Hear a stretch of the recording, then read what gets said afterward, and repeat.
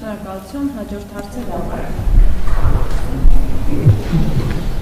Պարոն Փաշինյան 18-ամյա Դավիթին կալանավորեց ձեզ դատապարտած դատավոր Մնացական Մարտիրոսյանը եւ դուք այն տարիներ առաջ երբ ձեզ էր կալանավորել Մարտիրոսյանը նրան անվանել եք տխրահռչակ դատավոր եւ ասել եք որ այնտեղ ոչ թե դատավորն է նստած, այլ Սերժ Սարգսյանն է։ Շարունակում է դատավորը ձեզ համար նման տխրահռչակի համբավ ունենալ թե ոչ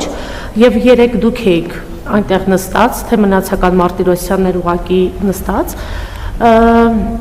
եւ 2019-ին դուք հայտարարել էիք, որ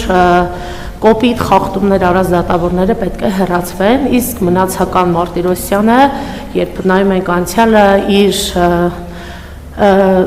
որոշումները, դատավճիռները հենց դրանով էլ հայտնի է լինում։ Խնդրում եմ ձեր կարծիքը հայտնեք այս ամենի վերաբերյալ եւ մեկ հարց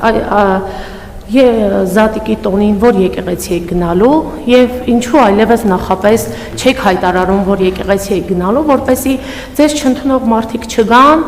հետո չկալանավորվեն ձեր թիկնապահների կողմից չքաշքշվեն։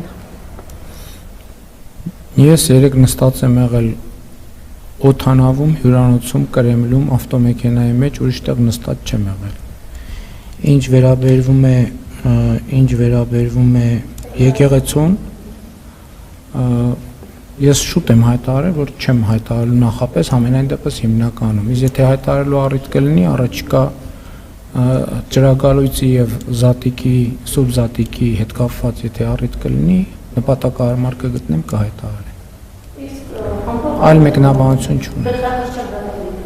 Այլ մեկնաբանություն չունեմ, դատական համակարգով զբաղվող ինստիտուտներ կան, թող զբաղվեն։ Այլ մեկնաբանություն չունեմ։ Շնորհակալություն, հաջորդ հարցը